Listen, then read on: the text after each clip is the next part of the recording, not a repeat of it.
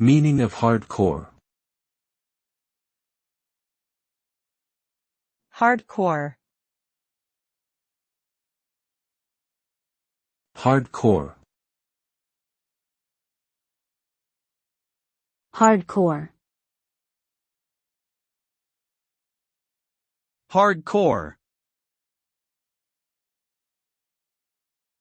The term hardcore typically refers to something that is extreme, intense, or highly committed. It can be used to describe a range of things, from music genres to sexual acts to personal beliefs. The term often implies a level of intensity or dedication that goes beyond what is typical or expected.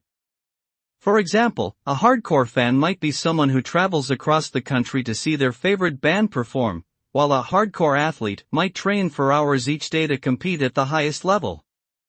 Overall, hardcore connotes a certain level of intensity, dedication, and commitment.